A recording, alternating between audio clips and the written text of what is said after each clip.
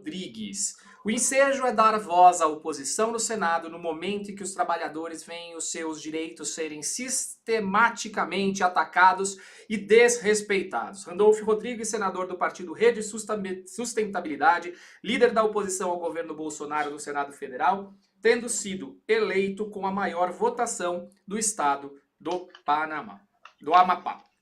Deixa eu verificar aqui se nós temos já na sala conosco. Nós já temos aqui todos os participantes. Enquanto isso, eu vou dizendo para os senhores, quero saber se todos me escutam bem. Deixa eu verificar aqui nas redes. Nós estamos ao vivo em várias redes, em todo o Brasil, em todo o mundo. Vamos verificar quem está online conosco aqui.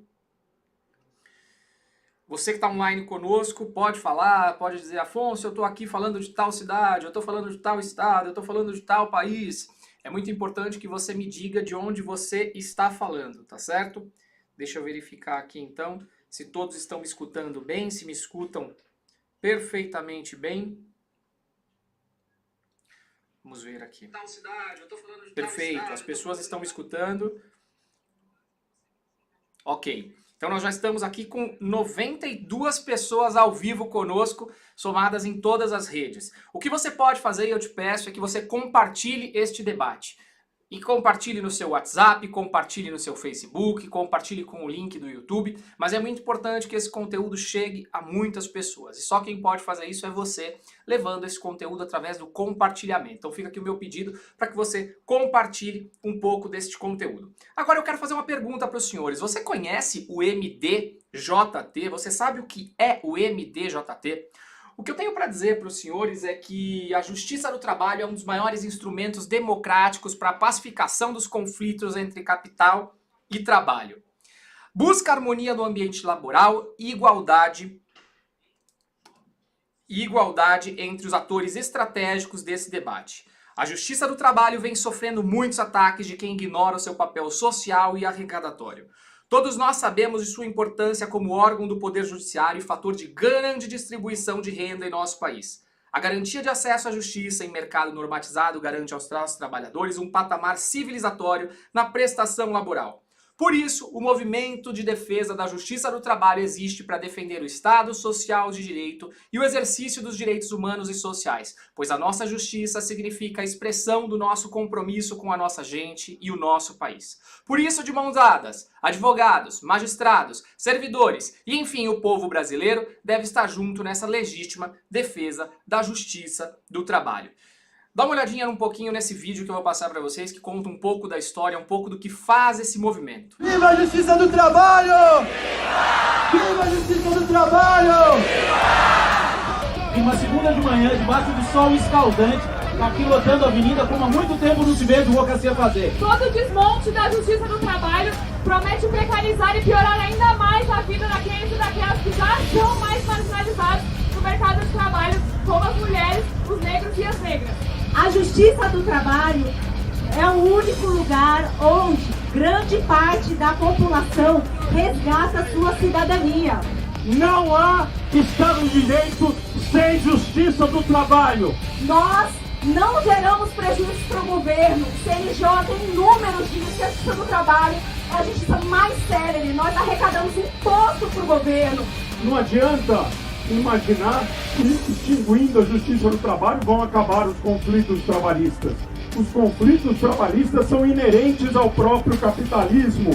Diferente do que muito se disse, existem algumas inverdades, como a Justiça do Trabalho não é apenas presente aqui no Brasil, mas em diversos países ao redor do mundo. Agora, eles querem o quê? É liberar o armamento e acabar a Justiça do Trabalho. Quer dizer, relação entre capital e trabalho é na bala? Vai ser na bala? Não! O povo brasileiro é o que sofre uma das piores divisões de renda do mundo.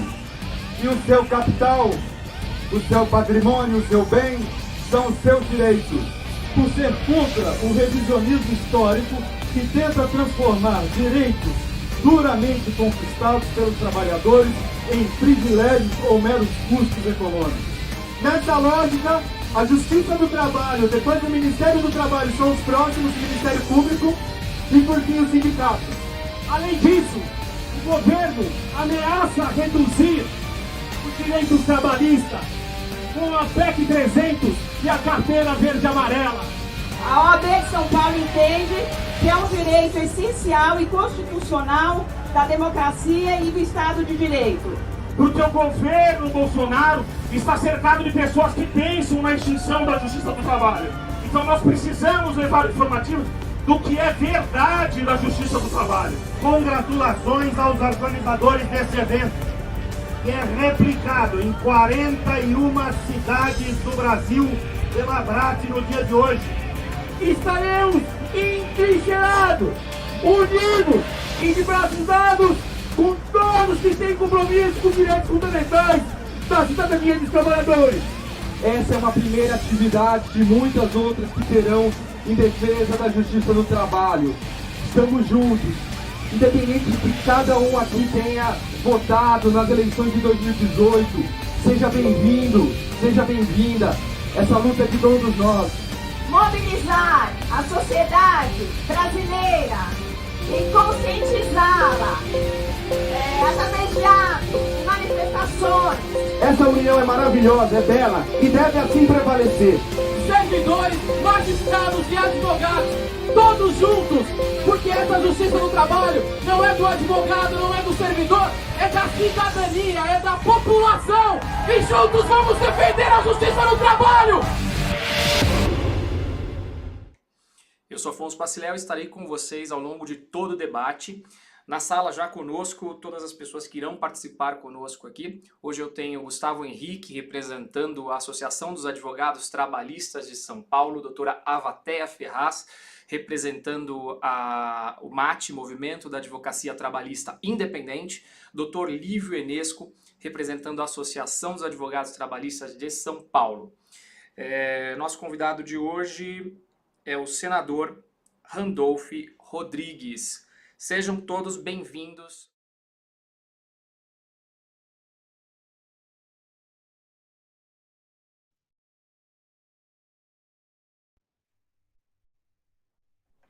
Escuto, Afonso. Boa noite a você, a doutora Bia Ferraz, doutor Lívio, Rafael, a todos desse importante movimento de defesa da Justiça do Trabalho. Para mim é uma satisfação enorme estar aqui e poder participar desse debate.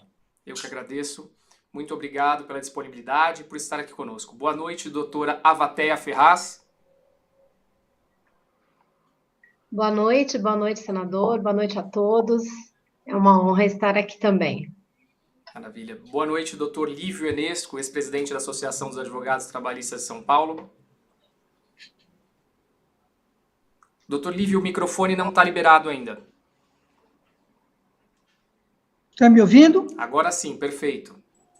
Boa noite, Afonso Paciléu Neto, senador Randolph Rodrigues, que honra tê-lo conosco nessa noite tão importante, no momento que o país ferve, que morrem mais de 52 mil brasileiros, trazendo uma tragédia para a família brasileira.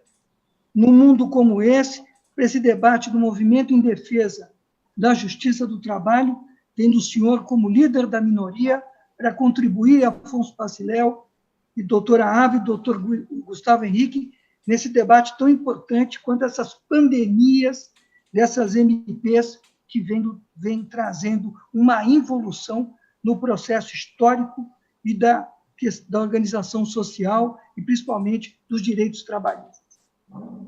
Obrigado, doutor Lívio. Boa noite, doutor Gustavo Henrique. Boa noite, Afonso. Está me ouvindo? Te ouço bem. Boa noite, Afonso. Boa noite aos meus colegas Lívio e doutora Avatéia, e principalmente ao senador Randolph Rodrigues, que nos atendeu com toda a gentileza para estar aqui conosco.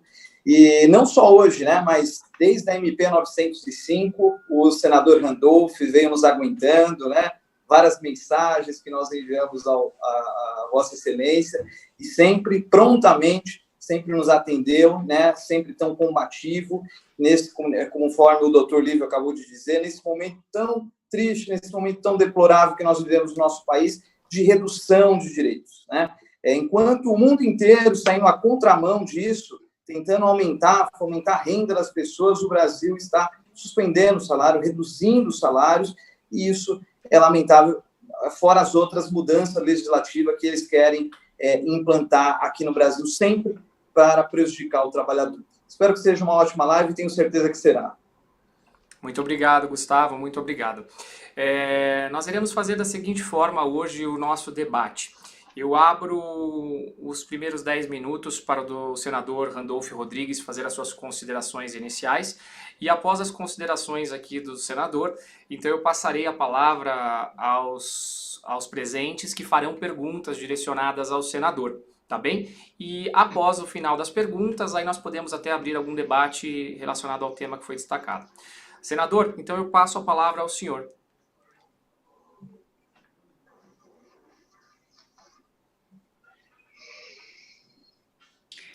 Me ouvem? Perfeitamente. Pronto. Aqui, já estava sem o microfone aqui ativado.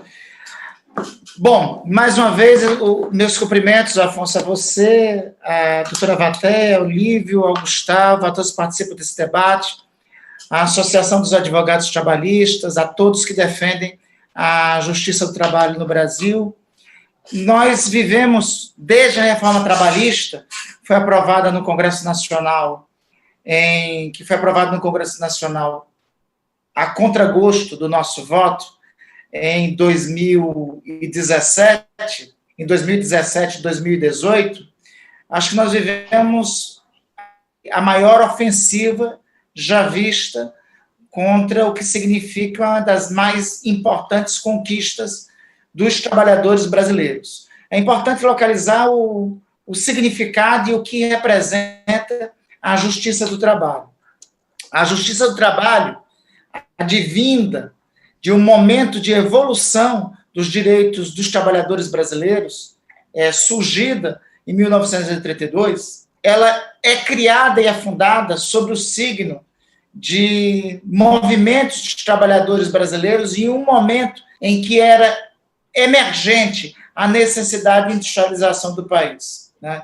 A Justiça do Trabalho foi constituída assim, foi formada assim a partir de 1932, e ao longo do tempo evoluiu com o advento da consolidação das leis de trabalho, que possibilitaram aos trabalhadores brasileiros um conjunto de direitos, o direito ao salário mínimo, o direito às férias, o direito ao FGTS.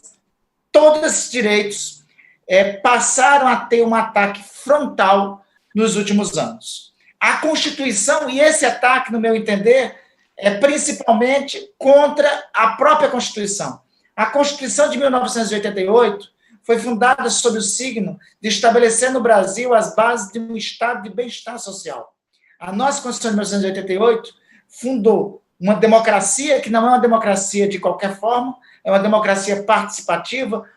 O parágrafo único do artigo 1º da Constituição fala que todo poder emana do povo e é exercido por meio dos seus representantes, ou diretamente nos termos da Constituição, e o diretamente nos termos da Constituição é o artigo 14, inciso 1, 2 e 3, que fala sobre a possibilidade do povo participar diretamente das suas decisões através do plebiscito, do referendo ou da iniciativa popular de lei. A Constituição estabelece, não é à toa que a Constituição estabelece no seu artigo 6º, ladeado pelo artigo 5º, elevado à condição de direito fundamental, um artigo todo para direitos sociais. O artigo 6º da Constituição não é à toa que está ali localizado. Não é à toa que os primeiros dispositivos da Constituição são chamados de direitos fundamentais, porque não pode ser objeto de deliberação que os retire. O artigo dos direitos sociais consagra o direito de greve, consagra o direito a um salário mínimo que seja digno para todos os trabalhadores, para todas as famílias brasileiras, consagra o direito ao FGTS, consagra um conjunto de direitos assegurados aos trabalhadores brasileiros.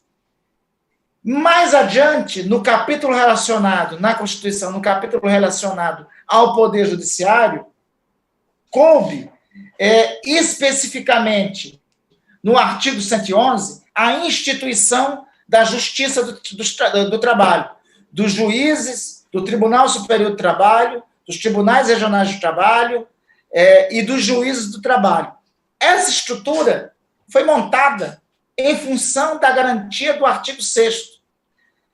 Importante compreender qual o signo que foi elevado à fundação da Justiça do Trabalho. seja nos anos 1930, quando ela teve lugar e iniciou no Brasil, seja no patamar, e aí uma perspectiva histórica, no patamar que ela foi elevada na Constituição de 1988. O princípio primeiro da justiça trabalhista é a hipossuficiência do trabalhador, ou seja, parte-se do princípio que da relação patrão-empregado, empresário-operário, industrial-operário, ou operário ou trabalhador, é sempre a parte hipossuficiente, é sempre a parte mais frágil. Como existe uma parte mais frágil na relação jurídica, o Estado tem que intervir na proteção da parte mais frágil. É o princípio que cabe no direito do consumidor, é o princípio que cabe em outros ramos do direito. A existência é para a proteção da parte mais frágil. Qual a lógica que tem sido adotada por muitos colegas congressistas e por um discurso único que tem sido pautado nos meios de comunicação, que tem sido pautado principalmente por interesses econômicos? O discurso tem sido pautado o esquecimento ou a criação da ignorância sobre esse princípio da hipossuficiência. Cada vez mais tem ressalvado a ideia de que trabalhador e operário são partes iguais e que tem que ter a livre condição para as suas relações jurídicas, a livre condição para negociar, que o negociado sempre deve prevalecer sobre o legislado. Primeiro, esse princípio não se sustenta porque, a rigor, se sustentando e prevalecendo esse princípio, seria melhor não existir, seria mais adequado, não melhor, seria mais adequado não existir a justiça trabalhista. Porque a justiça trabalhista, a justiça do trabalho, só tem um sentido: tutelar que a parte mais forte, que é o empregado, não massacre a parte mais fraca, a parte mais frágil da relação de consumo, das relações de trabalho que são os trabalhadores. Então, o primeiro dos princípios, o primeiro princípio é isso. O segundo princípio, se prevalece essa história de que o acordado é maior que o legislado, que várias vezes, recentemente tentaram fazer isso com os bancários, tentaram fazer agora na última medida provisória, que nós conseguimos ter uma importante vitória, retirando e suprimindo no Congresso Nacional o artigo 32 dessa medida provisória, que fazia uma vulnerabilização total. O artigo 32 da medida provisória 936 era um artigo de esperteza jurídica. O que é que tentavam assim fazer? Aproveitar-se de uma pandemia, talvez por essa o vírus não esperava, ter alguém que pudesse se utilizar dele aqui no Brasil, para aproveitar-se dele e da condição extrema de dificuldade da maioria dos brasileiros, para incluir lá um jabuti, algo estranho à medida provisória, que alteraria os dispositivos da consolidação das leis de trabalho. Na medida provisória 936, então, na prática, queria o seguinte: aproveitar-se de uma medida provisória para fazer uma mini nova reforma trabalhista. Ainda bem que o Congresso Nacional, que o Senado especial, que foi aprovado na Câmara, ainda bem que no Senado nós conseguimos triunfar. Destaque foi feito por nós da oposição e por outros partidos da oposição, e suprimir por inteiro esse dispositivo da medida provisória. Agora, não criemos ilusões. Eu aqui advirto e falo isso para poder ouvir as contribuições melhores de todos os demais colegas dessa mesa e desse debate. Não criemos ilusões. Tem uma percepção de muitos colegas senadores de que CLT é algo ultrapassado. Eu vou só citar um caso. Eu participei há algum tempo de uma live, de uma reunião, melhor dizendo, com o ministro Paulo Guedes. Um colega senador mirou assim para a minha estante, e lá na minha estante estava a consolidação das leis de trabalho. Ele me perguntou o que é que aquele livro de história do passado estava fazendo ali. Essa é a percepção.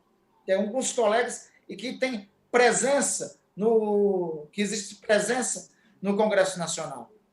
É uma percepção predatória e é uma percepção que, inclusive, não é moderna. O que é moderno no mundo, e principalmente será moderno no mundo pós-pandemia, será condições de proteção dos mais frágeis, né? Veja que no momento de vulnerabilidade dos mais vulneráveis, se tenta buscar e aprovar mecanismos para a retirada e a vulnerabilização maior dos trabalhadores, vulnerabilização maior dos mais frágeis. Se prevalecesse esse princípio de que acordado era maior que legislado, então nós não precisaríamos ter um livro tão amplo quanto esse, que é a Constituição da República. Bastava que as relações entre nós fossem estabelecidas entre os acordos que prevaleciam sobre o que estaria positivado na Constituição. É este mesmo raciocínio absurdo que tentam trazer para a Justiça do Trabalho. Ressalvadas as devidas proporções, seria que, em matéria de direito penal, não precisasse mais a positivação de lei. Se houvesse um caso de homicídio, então bastaria que o acordado entre as partes, ou seja, a família da vítima e o assassino, prevaleceria sobre o que estava no Código Penal. Pode parecer absurdo, mas se essa lógica fosse adentrada, estendida para os outros ramos do direito, seria isso que iria prevalecer. Na verdade, o que querem muitos hoje é a derrota completa da legislação trabalhista, de todas as conquistas que os trabalhadores brasileiros tiveram ao longo do tempo e a superação, inclusive, do aspecto social que tem no texto da nossa Constituição. Me coloco à disposição aí para ouvir os demais colegas, Obrigado, senador, muito obrigado. Vamos agora, então, dar início aqui às perguntas. Eu gostaria de convidar primeiro a doutora Avatéia Ferraz para realizar a primeira pergunta. Pode ser a senhora, doutora Ava? Sim, pode sim. Por favor. Senador, é uma honra está-lo entrevistando aqui e debatendo sobre um assunto tão importante, né? Aproveitando essa fala do senhor, eu gostaria de saber se há alguma posição do Congresso de percepção que essa atitude predatória pode vir a prejudicar ainda mais a economia e a talvez até ocasionar o não crescimento do Brasil nos próximos 5 ou 10 anos. Eles têm essa percepção ou eles acham que, retirando todos os direitos trabalhistas, eles vão se posicionar, vão enriquecer mais e, enfim, vender mais produtos? Qual é a percepção do senhor sobre isso? Doutora Avatéia, o discurso principalmente por parte do mercado,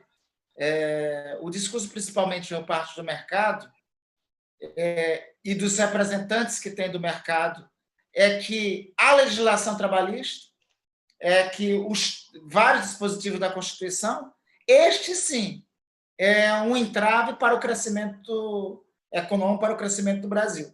Veja, eu vou dar um exemplo concreto. O que é que o mundo todo está pensando em fazer no pós-pandemia para recuperar suas economias? É colocar dinheiro na economia. É o que o mundo todo está fazendo. Não vou longe. Os Estados Unidos de Trump está colocando R$1 trilhão na economia. E eu estou falando de Trump. Trump não é nenhum keynesiano, Trump não é nenhum socialista, Trump não é nenhum comunista, né?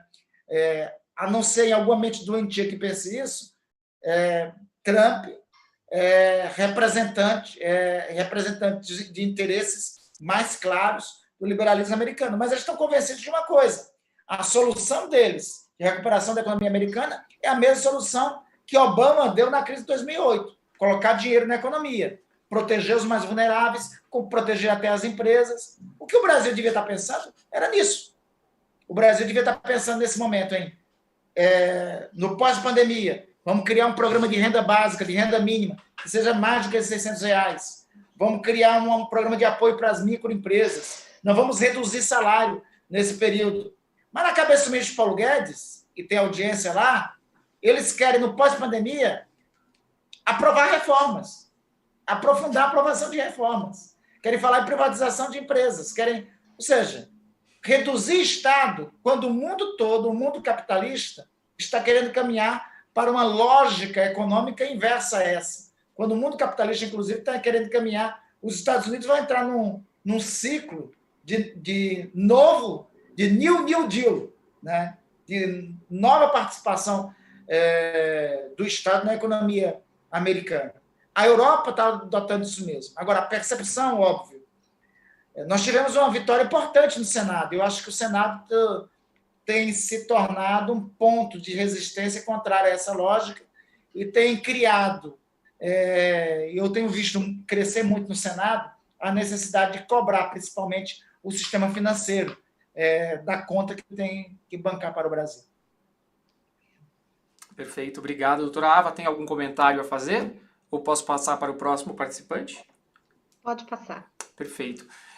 Gostaria de convidar agora o doutor Lívio Enesco, ex-presidente da Associação dos Advogados Trabalhistas de São Paulo, para fazer pergunta ao senador. Por favor, doutor Lívio. Eu gostaria de saber do senador, dentro dessa lógica de que, efetivamente, os Golden Boys, o pessoal que seguia a Escola de Chicago, e também do Consenso de Washington, acreditando no neoliberalismo, e, efetivamente, se contrapondo aos estados como o brasileiro, que é social de direito e que tem uma Constituição que nos alçou o voo de estar, efetivamente, dando um patamar civilizatório.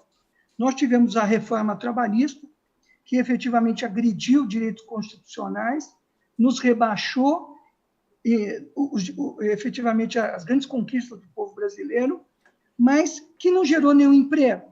Se puxarmos o CAGED a partir de 2017, os dados são pífios. A partir da vitória de Bolsonaro, nós esperávamos que, ainda que a vitória de Bolsonaro consolidasse um fracasso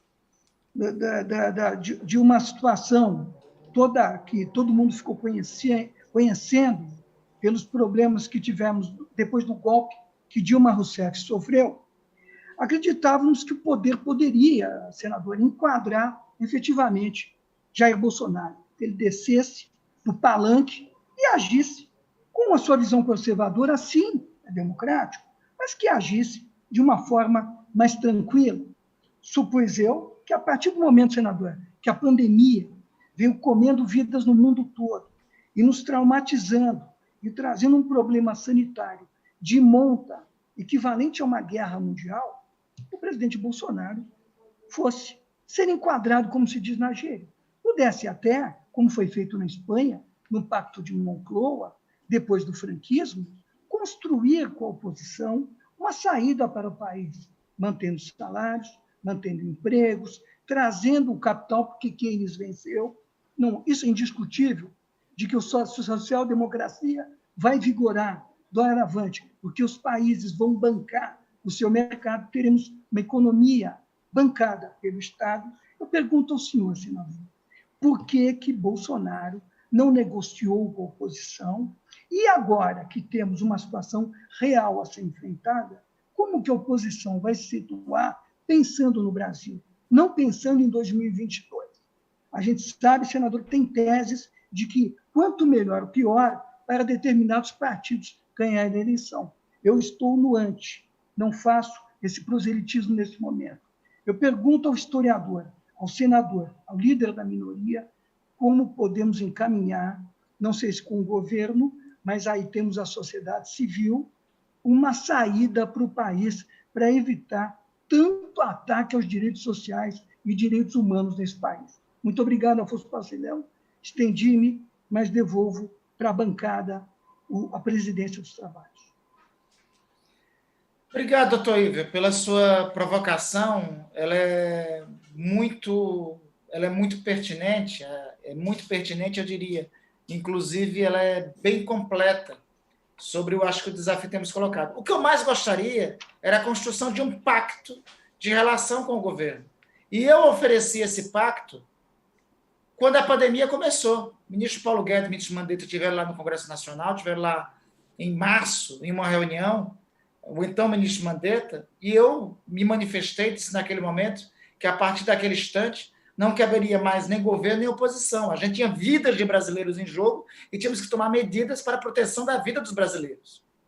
Lamentavelmente, 1 a 2 semanas depois daquilo, o presidente da República fez um pronunciamento sabotando o isolamento social, criando, desunindo o país, criando conflito com os governadores, menosprezando a gravidade da pandemia. Lembremos que tratou a pandemia como se fosse uma gripezinha, chegou a declarar que não morreriam mais do que morreu na epidemia de H1N1, que vitimou 600 brasileiros. Já temos 50 mil brasileiros mortos. Veja qual é o dramático disso.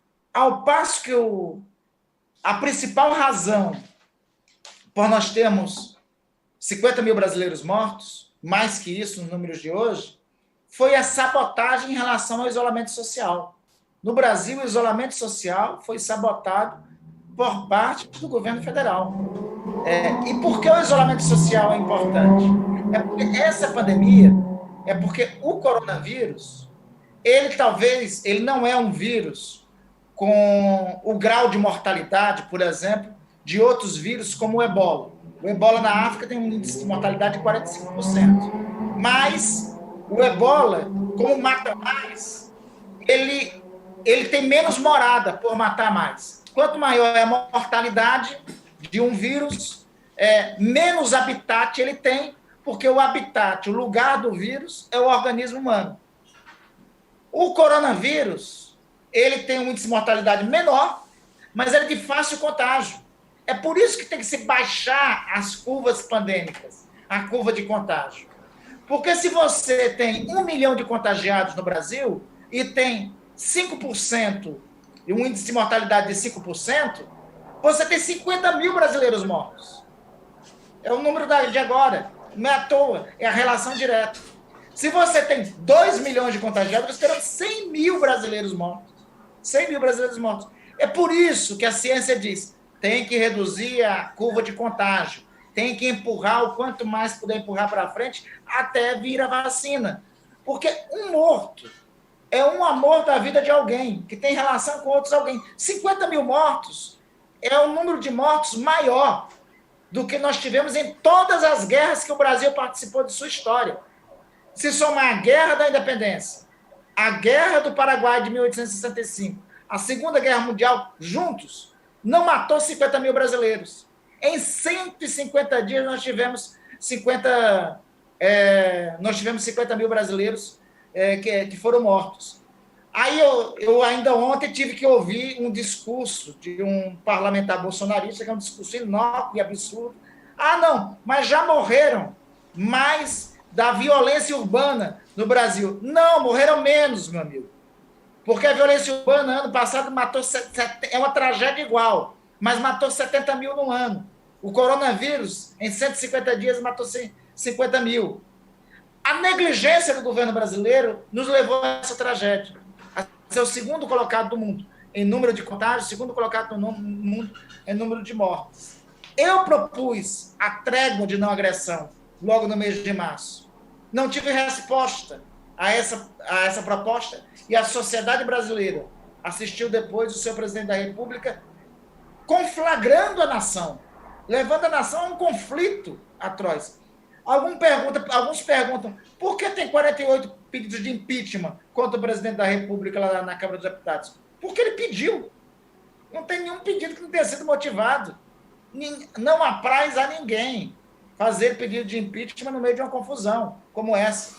E eu acho que nós temos que tentar construir, doutor Ívio, eu concordo plenamente com o senhor, nós temos que cuidar do Brasil independente de Bolsonaro. Independente de Bolsonaro. Eu concordo com o senhor que Keynes venceu, não pela vontade dos Chicago Boys e companhias e tal. Keynes venceu pela realidade dos fatos. Pode daqui a pouco até voltar do discurso da ortodoxia fiscal? Pode, mas no momento e na circunstância atual, não tem solução para cuidar de 20 milhões de brasileiros desalentados se não houver um pacto social para esses 20 milhões. Programa de renda mínima, e não é renda mínima de R$200 por 2 meses, não. Nós precisamos de um programa de renda mínima permanente. No mínimo, até o final do ano do estado de calamidade pública. O ideal é que fosse permanente, que o mundo todo está fazendo isso. Programa de renda mínima permanente. A conscientização de um grande fonte de riquezas que nós temos para isso, que é a nossa Amazônia, que isso deveria ser um instrumento de para nos impor internacionalmente, e o governo brasileiro trata isso como um problema. A Alemanha está lançando um pacote trilionário para fontes de energia renovável, de baixo carbono. Nós temos que ingressar nisso daí, e podemos ingressar nisso, né, nessa estratégia com a articulação de ponta, a partir do grande potencial que nós temos da nossa Amazônia. É necessário. Veja, o governo colocou um maluco lá no Ministério, um maluco ideológico, olavista no Ministério da Educação. Não discutiu sequer o Fundeb. Em dezembro desse ano acaba o Fundeb e vai acabar a principal fonte de financiamento do ensino básico no Brasil. E nós não conseguimos ainda avançar sobre isso. Eu acho que, independente de Bolsonaro, o Congresso tem que ter uma agenda pautada por isso. O que eu senti da última votação da medida provisória, em que nós fomos vitoriosos lá, é que há no Senado, em especial, uma percepção, me parece, da maioria dos senadores, para começar a pensar em taxar bancos, porque, veja, o Brasil é um dos poucos países do mundo que não tem imposto sobre grandes fortunas, que não tem contribuição social sobre o lucro líquido dos bancos. Tem que ter os bancos têm que ceder. Todo mundo está se sacrificando no meio dessa pandemia, tem que ter um diálogo sobre isso. E nesse instante, é o instante do Estado colocar dinheiro para a economia. Alguém pergunta, o Estado não tem dinheiro? Tem. O Estado, nós temos 400 bi de reservas, que dá mais de 2 trilhões de reais em reserva. Ao invés de colocar essas reservas, torrar essas reservas para segurar o dólar, como o Banco Central está fazendo muitas vezes, coloca isso na economia brasileira. É o melhor mecanismo. Nós temos 400 bi de dólares de reserva e estamos torrando elas para segurar o dólar. Nós podemos alongar o perfil da dívida pública. Se outros países estão fazendo isso, por que nós não podemos fazer o mesmo? Se países europeus estão fazendo isso, se a Itália fez um acordo com o Banco Central Europeu para alongar o perfil da sua dívida, tem um plano de socorro em curso lá, e nós podemos também imprimir moeda. Esse momento de imprimir moeda. Quem está falando isso não é Randolfo Rodrigues, não. É Pécio Arida. São economistas que, outrora, eram inclusive liberais que falam nisso. Esse é o momento de ter um pacto em que o Estado tem que colocar dinheiro na economia. Não pode ter...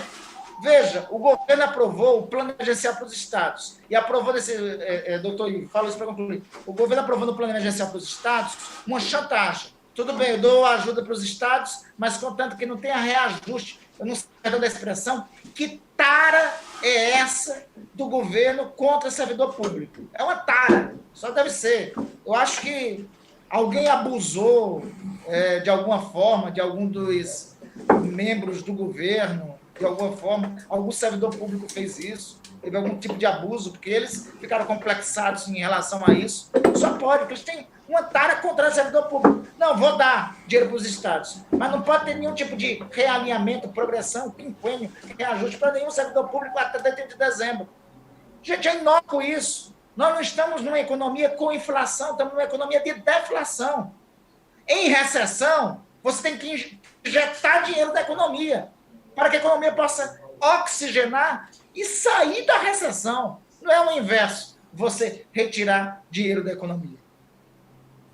Obrigado, senador. Doutor Lívio, alguma colocação? Não, só de que, efetivamente, o que me estranha, senador, Vossa Excelência bem o tratou, e eu enalteço o trabalho do Senado. Vossa Excelência teve um trabalho com a doutora Ava Ferraz, com a doutora Eide Cabeças, doutor Gustavo Henrique, na nossa oposição à MP 905, da carteira verde e amarela. Uma excrescência absurda que vinha rebaixar o primeiro emprego para emprego nenhum e precarizado, copiando um modelo que se tentou no governo de Dominique Villepin, onde era ministro de Jacques Chirac, e que deu toda aquela quebradeira em Saint-Denis, em Paris, e que efetivamente tirou o partido de Chirac lá. Só para potencializar de que, nesse momento, senador Randolph, a estadista que mais bem enfrenta a epidemia, investindo tudo efetivamente na economia, é a Angela Merkel, que é de um partido de centro-direita. Olha aí, Bolsonaro, de centro-direita, fazendo políticas sociais de vulto, e vai trazer a Alemanha na retomada da economia, por um lugar muito importante. Eu devolvo ao eminente. E só uma questão, doutor Afonso Paciléu, o que eu não deixo para o doutor Randolph, por que as coisas passam tão facilmente pela Câmara e é o Senado que efetivamente obsta essas MPs tão antissociais, efetivamente precarizadas? Doutor Randolph, por favor. Doutor Ivo, bem a rigor, se a gente continuar até fazendo isso, eu exulto que aí o Senado vai cumprir o seu papel de casa revisora, né? A ideia, inclusive, do Senado é essa, como casa revisora do processo legislativo, onde o parlamentar que inicia o processo legislativo na Câmara se excede, o Senado revisar. Isso é, inclusive, o papel institucional do Senado. Agora, eu atribuo uma outra razão de ordem política, né? O chamado Centrão, que é um agrupamento que sempre foi conservador desde a Constituição de 1987 e 88, ele tem um peso muito maior na Câmara dos Deputados hoje do que no Senado, né? Então, por isso, via de regra, esse Centrão acaba impondo dispositivos lá na Câmara dos Deputados, via de regra, que são dispositivos, muitas das vezes, do ponto de vista mais reacionário e mais atrasado do que no Senado. E no Senado a gente acaba tendo um espaço maior para negociar, para recuperar os textos que são alterados na Câmara. Obrigado, senador. Eu gostaria de passar a palavra agora ao doutor Gustavo Henrique, presidente da Comissão de Direito Internacional da Associação dos Advogados Trabalhistas de São Paulo. Boa noite, doutor Gustavo. Boa noite, Afonso. Senador, o senhor falou dos bancos, né, desde a sua primeira fala. Eu vou aproveitar para fazer uma seguinte pergunta. A primeira carta de Declaração de Direitos Humanos da ONU, de 1948, ela já falava da limitação de jornada. No mundo inteiro, a limitação de jornada, ela sempre vem buscando melhorias, ou seja, redução. A nossa Constituição Federal, ela também espera isso, né? Ela coloca um limite máximo de jornada, mas ela espera que, aos poucos, isso vá desenvolvendo a favor do trabalhador. Nós temos no Brasil ainda em vigor, desde 1900, na década de 30, inclusive instituída por Getúlio Vargas, através de muitas lutas e pressões, naquela época, os bancários conseguiram a jornada de 6 horas. Eu quero que o senhor explique aqui para os trabalhadores e principalmente para os bancários por que, depois de tantos anos, o Brasil enfrentou aí um governo militar, enfrentou diversos governos, até mesmo de direito, mas por que no governo Bolsonaro, em 2019 e 2020, tem essa insistência dos bancos, de um banco só, aqui no Brasil, você está como exemplo, lucrou quase 28 bilhões.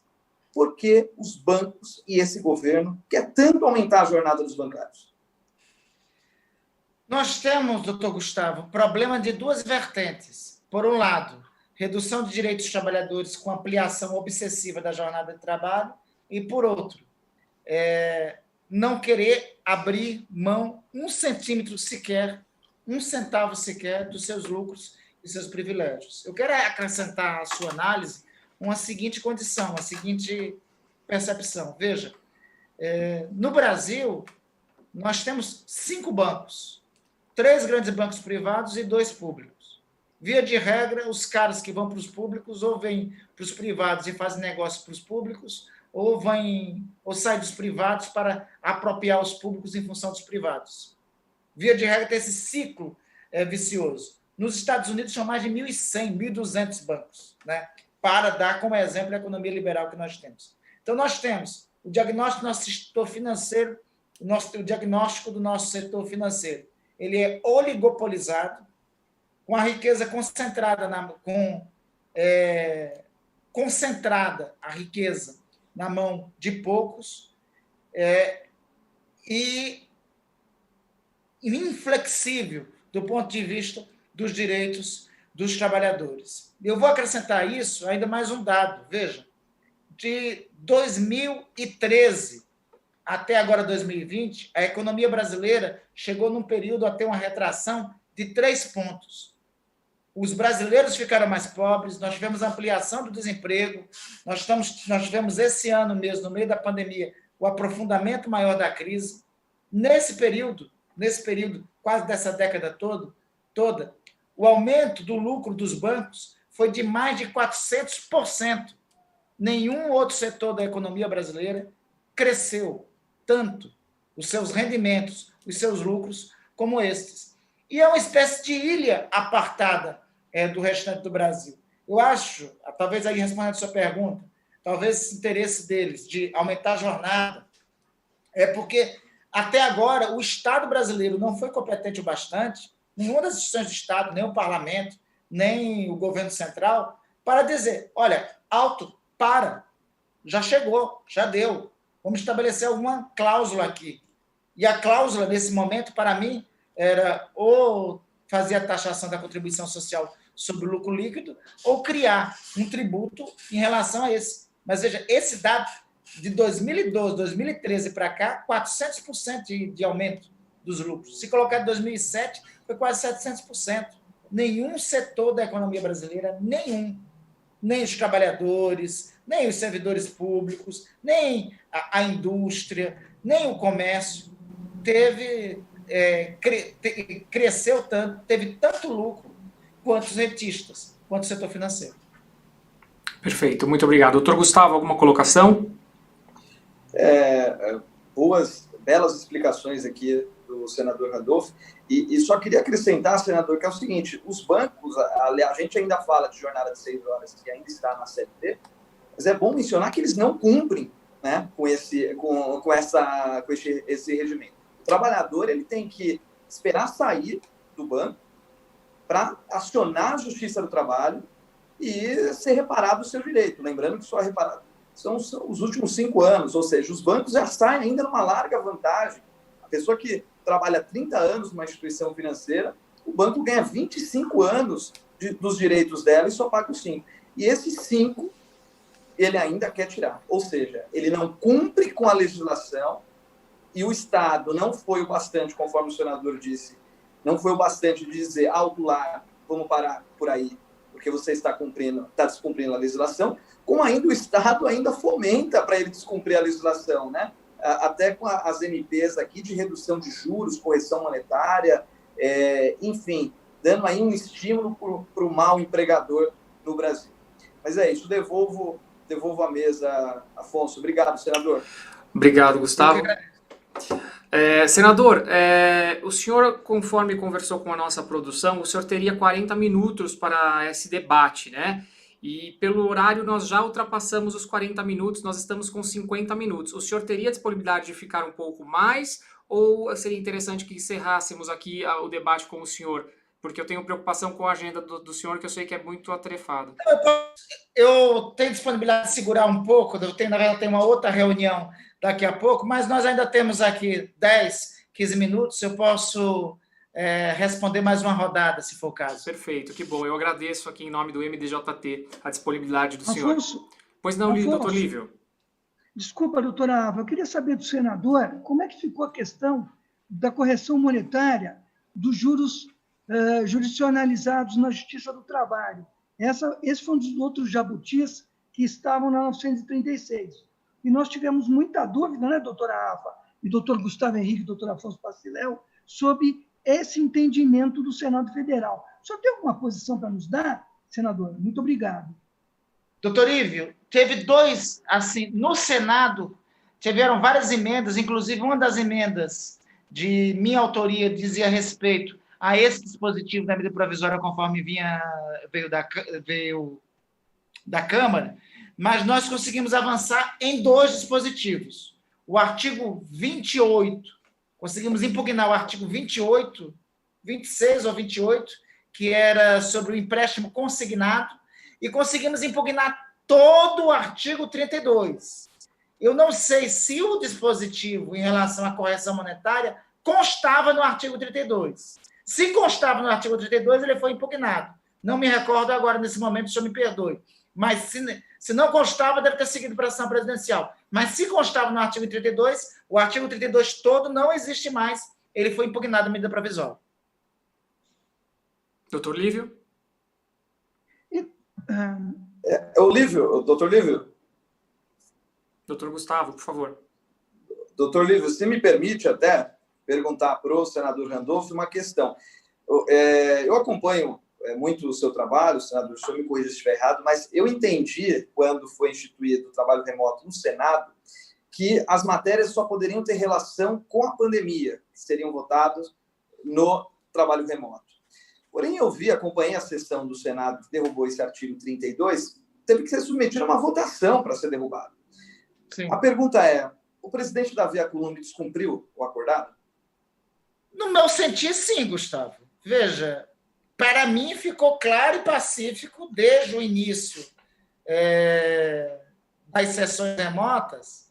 Quando foi instituída as sessões remotas pelo ato da mesa número 6, em março, eu levei uma preocupação. Na época, o presidente estava adoentado, estava em decorrência, tinha contraído a Covid, e quem estava assumindo a presidência era o vice-presidente Anastasia.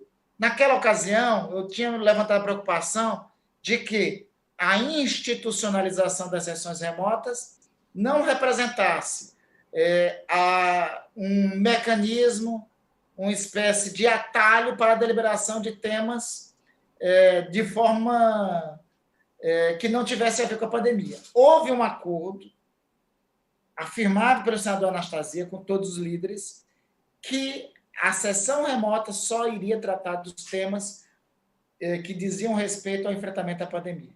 Mas nós já tivemos, no meu entender, mais de um tema que foi levado a voto, a apreciação, que não diz respeito à pandemia. E o próprio Executivo editou medidas provisórias nesse período, que são temas que transversam o tema da pandemia.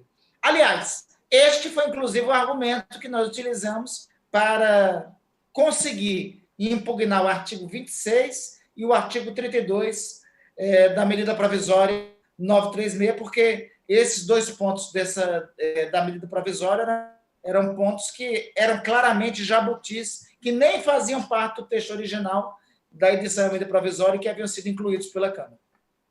Perfeito, obrigado. Doutor Gustavo, satisfeito? Okay. Pode passar para a doutora Avatéia. Doutora Avatéia, por favor. Senador, nós temos 2 pontos para questioná-lo a respeito da MP 927, que já chegou aí no Senado, né? O primeiro ponto deles é a previsão de suspensão de pagamento de verbas rescisórias, acordos trabalhistas, desde que a empresa comprove, enfim, que está em situação precária. Eu gostaria de saber de Vossa Excelência se isso não... Como que esses trabalhadores vão se manter até dezembro de 2020 e se há chance de ser retirado esse ponto da medida. Um outro ponto também que está nessa medida provisória seria o aumento da jornada dos profissionais da saúde, que estão na frente, né, de combate da Covid. Isso é um agradecimento que o governo e quem redigiu, enfim, o projeto na Câmara tem a esses profissionais. Gostaria de saber se o Senado há alguma possibilidade de retirar isso. Qual é o segundo dispositivo? Desculpe. O dispositivo, o aumento da jornada dos profissionais de saúde, com compensação de jornada em 18 meses, enfim, eles estão trabalhando na frente da Covid, né? Será que há uma chance do Senado rever isso?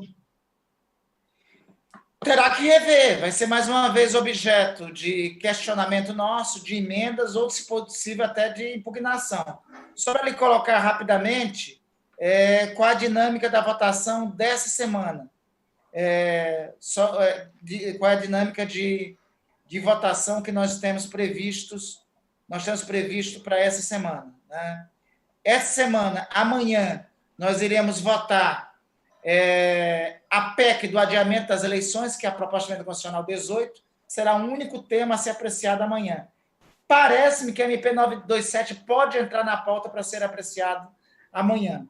Entrando na pauta, esse aí está na nossa agenda como 2 pontos a serem impugnados por nós nessa medida provisória. O aumento da jornada de trabalho e a suspensão do pagamento das verbas rescisórias. O aumento da jornada de trabalho dos profissionais de saúde é um absurdo, é uma excrescência. Veja, eu acho muito interessante que todo mundo acha muito legal ir para frente da sacada dos apartamentos, bater palmas, mas até agora não foi votado um projeto sequer, tem pelo menos uns 2 projetos que melhoram a remuneração dos profissionais de saúde, de enfermeiros, de técnicos de enfermagem, de médicos. Nenhum projeto foi votado e tem mais esse dispositivo nessa medida provisória, que é um assinte aos interesses, aos direitos dos profissionais de saúde.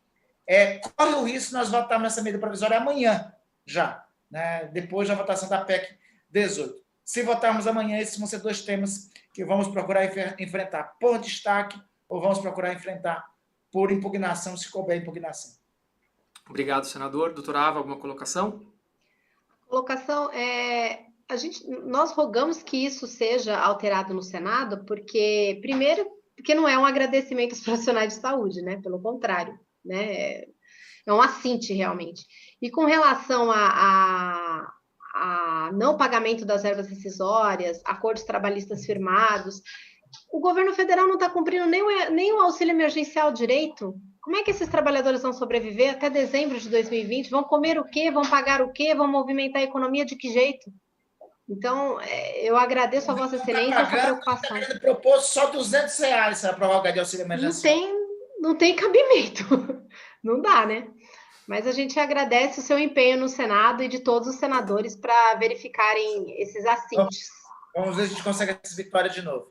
Obrigado, doutora Ava. Obrigado, Obrigada. senador. Doutor Lívio Enesco, parece que o senhor tem mais uma pergunta. O som do microfone, doutor Lívio, por favor. A minha inquietação, senador, ela se dá nessa MP 927, que é uma MP do inferno.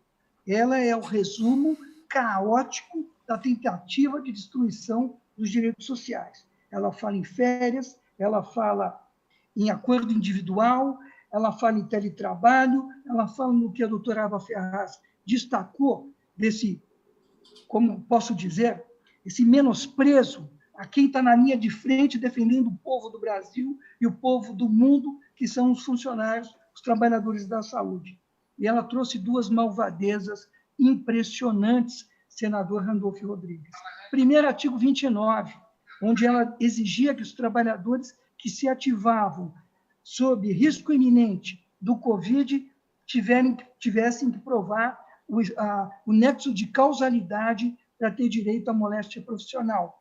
E ela também trazia no artigo 31 a mitigação dos auditores, na atividade dos auditores fiscais do trabalho, na fiscalização do ambiente durante a pandemia. Surgiu, dentro da República Brasileira, um instituto que disse não, o Supremo Tribunal Federal. O Supremo Tribunal Federal, tão atacado por essas milícias, atacado por essa gente que faz com que o presidente Bolsonaro fique radical. Porque se o presidente Bolsonaro tivesse ciência de que essa gente não o apoiasse e ele não necessitasse dessa gente, ele teria ido para o centro, para o debate, como o senador Randolfo falou. Nós temos 2 anos e meio e tudo é possível, até o presidente Bolsonaro discutir com a sociedade brasileira e tentar salvar essa locomotiva e tendo até uma luz no fim do túnel. Eu pergunto ao senador, com a experiência que já está construindo através da luta incessante que vem travando, como é que Vossa Excelência vê o Supremo Tribunal Federal e a sua atuação defendendo a Constituição Federal como se fosse até Ulisses Guimarães, no dia 5 de outubro de 88, quando levantou a Constituição e nos colocou efetivamente num patamar civilizatório. Aproveito a minha fala para homenagear todos os servidores, funcionários, juízes, procuradores e toda a comunidade jurídica na defesa do Poder Judiciário independente, autônomo e constitucional. Doutor Lívio, muito obrigado pela pergunta. No direito, a gente diz que a última raia do direito é o direito penal, né? Eu hoje penso que o Supremo Tribunal Federal é a última raia da democracia brasileira. Veja só, ano passado, eu fui inclusive crítico ao Supremo Tribunal Federal, o meu partido moveu uma DPF contra esse inquérito das fake news, né, que o Supremo montou, porque a origem do inquérito, no meu entender, era controversa. Era controversa porque não cabe o Supremo instaurar, no meu sentido, instaurar inquérito, né? Isso deveria ser uma provocação do Ministério Público. No segundo, porque a origem do inquérito era um ato de censura, né, da parte do ministro do Supremo. Então, na época, nós questionamos. Hoje, tão logo ocorreu a recente operação do Supremo Tribunal Federal contra essa organização criminosa que ocupa as redes sociais brasileiras, a primeira medida que nós fizemos pela Rede de Sustentabilidade foi pedir, mesmo não cabendo, porque ações constitucionais do artigo 103 da Constituição não pode ser objeto de desistência após protocolado conforme o regimento do Supremo Tribunal Federal. Mesmo não podendo, nós oficializamos pela desistência da ação. Nós sabíamos que não podia, mas assim fizemos para dizer que o nosso entendimento tinha evoluído.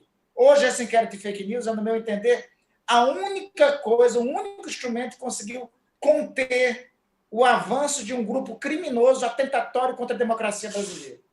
Porque é uma diferença muito grande na nossa Constituição. Eu sempre digo uma coisa, liberdade de expressão, como disse semana passada, inclusive, a ministra Carmen Lúcia, muito bem, faz parte da cesta básica de direitos consagrados pelo texto constitucional de 1988 para nós.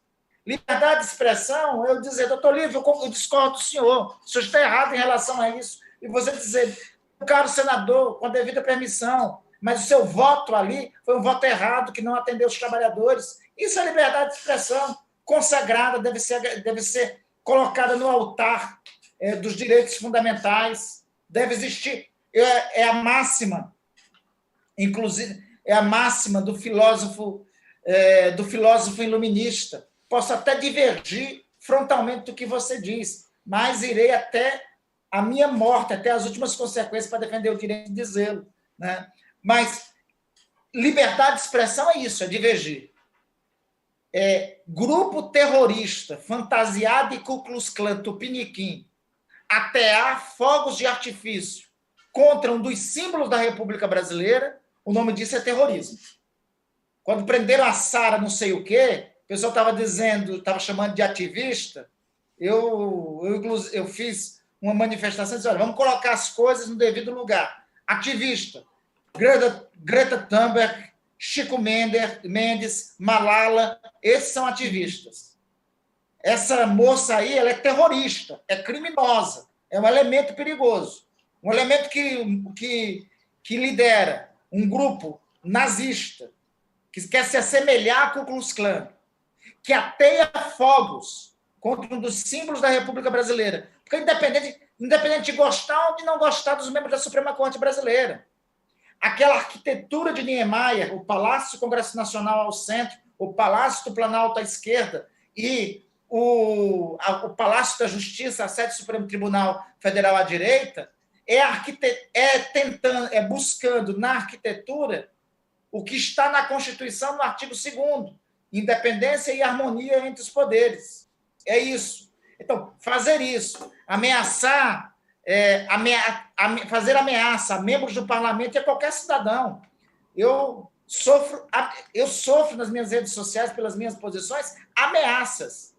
Uma coisa é qualquer cidadão, dizer, Randolph, que besteira de voto foi aquele? Isso é liberdade de expressão. Outra coisa é dizer, seus dias estão contados. Se eu te pego na rua. Isso é ameaça, tipificado no Código Penal. Uma coisa é você dizer, ministro Alexandre de Moraes, esse seu voto pode não estar à altura de sua toga.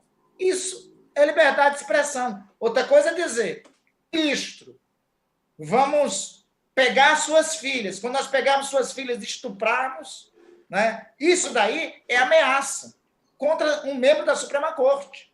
E como ameaça, deve ser respondido com os instrumentos que a Constituição e a lei dizem. Ameaça, dano ao patrimônio público, terrorismo, não está na Constituição. Está aqui, no Código Penal. Tem que ser responsabilizado aqui. Então, hoje, a atitude do Supremo, e esse inquérito da fake news, é a última raia da democracia, da defesa da Constituição. E eu sou daqueles que digo o seguinte, olha, fora daqui não tem mundo. Nosso limite, nossa baliza é isso daqui. É esta regra que está aqui. Remonto a Ulisses Guimarães, na promulgação da Constituição. Na promulgação da Constituição, aliás, a bela peça da oratória de Ulisses Guimarães na promulgação da Constituição, uma das mais belas peças, se não a mais bela peça da oratória política brasileira, sintetiza o significado da Constituição para nós. Traidor da Constituição é traidor da pátria. Quanto a ela, discordar, sim. Divergir, sim. Descumprir, jamais. Conhecemos o caminho maldito.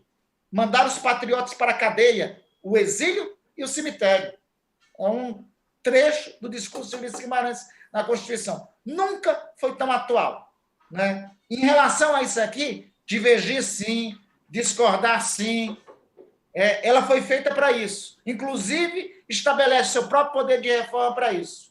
Descumprir isso daqui é trair a pátria. Descumprir isso daqui, rasgar os dispositivos, apregoar AI-5,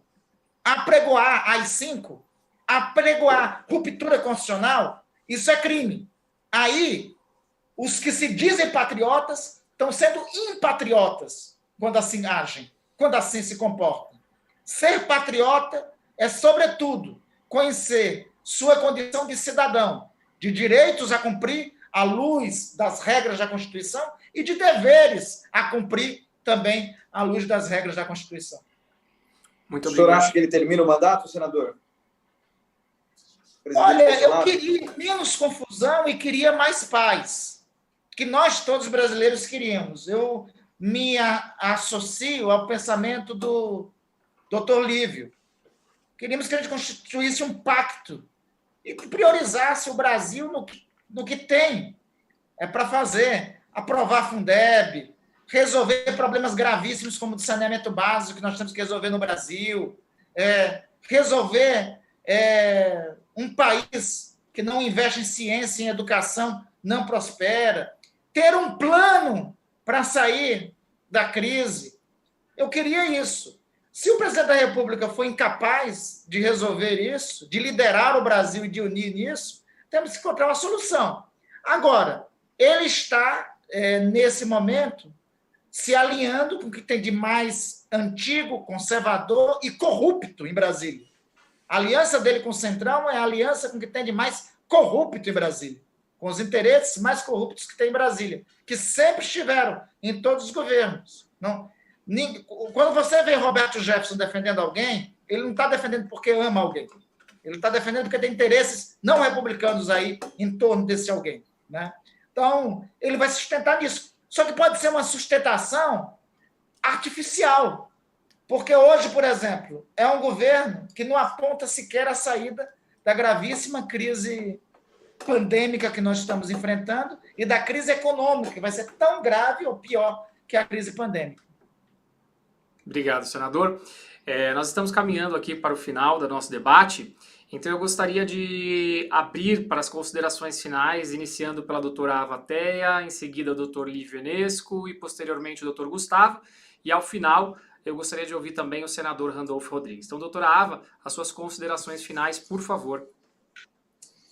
Senador, eu gostaria de agradecer, né, o vosso dispêndio de tempo para conosco e também o seu trabalho no Senado, de todos os senadores da rede, da oposição, e conclamamos realmente para que continuem esse trabalho, porque é importante. Nós não temos muitas esperanças a não ser vocês mesmo, porque se continuarmos tendo essas violações de direitos, essas ignorâncias, até eu diria, por parte de alguns setores da sociedade, isso aqui vai ficar inviável. Essa democracia já está para lá de frágil, né?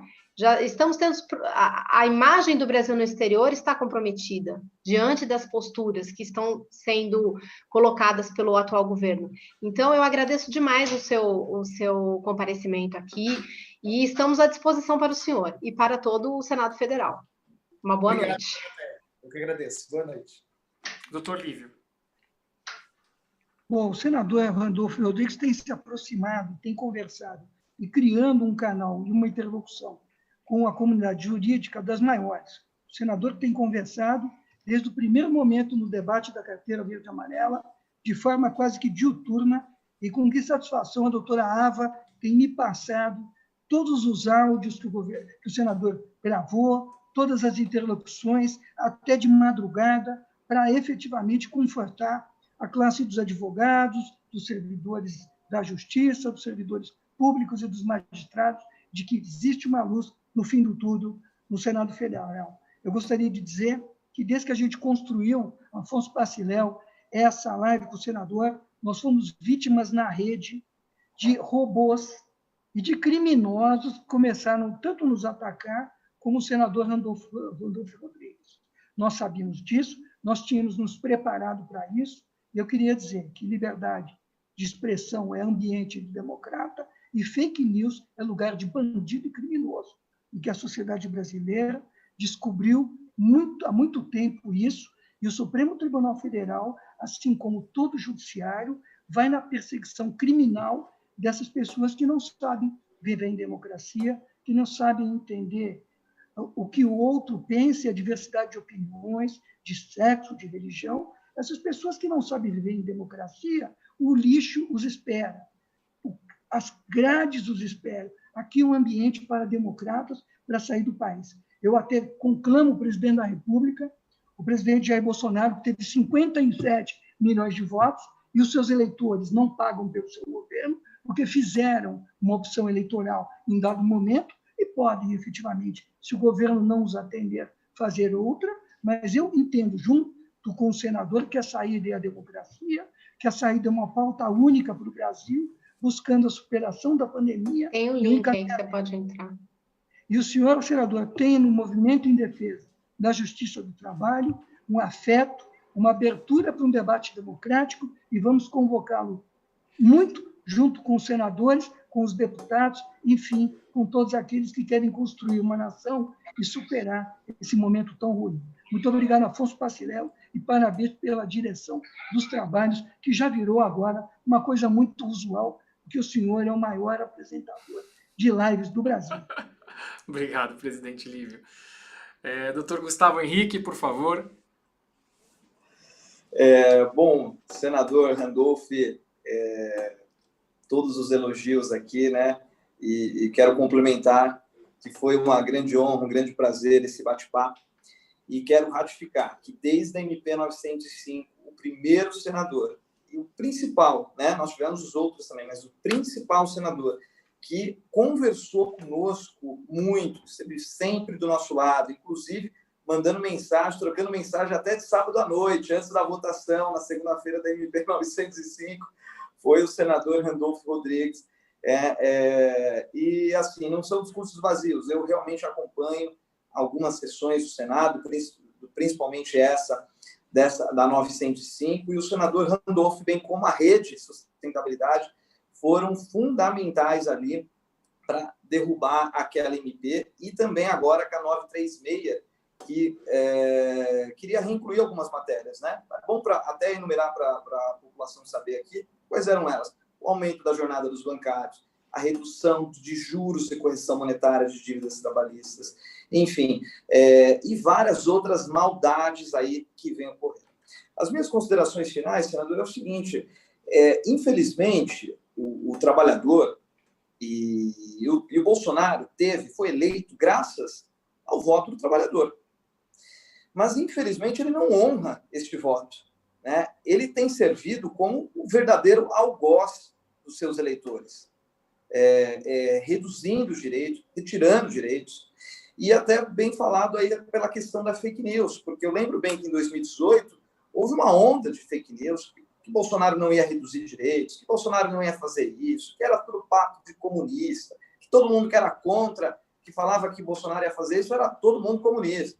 Só que tinha no plano de governo dele uma página que dizia que ele ia sim reduzir direitos trabalhistas, uma promessa de campanha que era a carteira verde e amarela.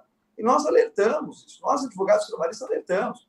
Mas, infelizmente, pela fake news, nós fomos esmagados, né? Foi enterrado todas essas informações. E o trabalhador, ele não é besta, ele não é burro, ele está sentindo isso. Após 2 anos de mandato do presidente Bolsonaro, ele tem sentido que não melhorou, que reduziu direitos, e cadê os empregos? Né? Porque era uma grande falácia do governo Bolsonaro, você que falou isso. Ou o trabalhador tem que escolher ou mais direitos ou menos emprego. Só que é o seguinte, o trabalhador até o momento só experimentou menos direitos. Desde 2017, com a reforma trabalhista. Cadê os mais empregos? Que ninguém está vendo. E aí é um ciclo vicioso. Mas agora, por causa da pandemia, para ter mais empregos, a gente vai ter que reduzir direitos. Até onde vai chegar isso? Eu até brinco, senador.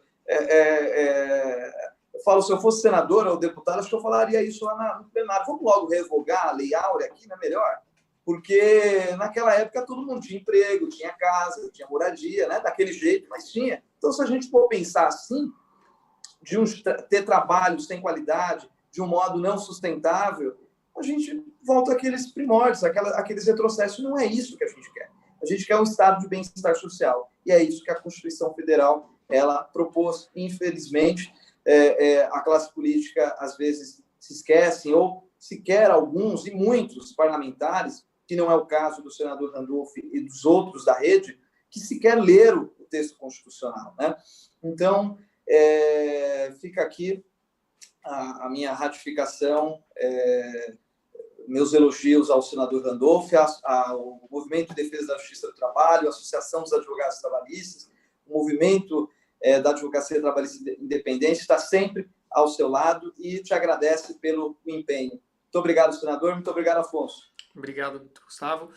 Senador, gostaria de ouvir o senhor, então, para finalizar aqui o nosso debate de hoje. Rapidamente, Afonso, muito obrigado ao doutor Lívio, muito obrigado, doutora Avatéia, que sempre tem estado em contato, muito obrigado ao doutor Gustavo Henrique, aos advogados trabalhistas, ao Movimento em Defesa da Justiça do Trabalho. Amanhã tem outra luta, né? Tem a MP 927, vamos tentar impedir que ela também avance com esse monte de retirada de direitos dos trabalhadores que ela também impõe. Contem sempre conosco, esse é meu lado, essa é a minha escolha, a defesa dos interesses. Hoje eu acho que nós temos uma agenda que deve ser baseada em um tripé. 1, defesa da democracia. 2, a defesa dos interesses dos trabalhadores. 3, e todos juntos no mesmo lugar, a defesa desse livrinho aqui, que é a nossa Constituição da República.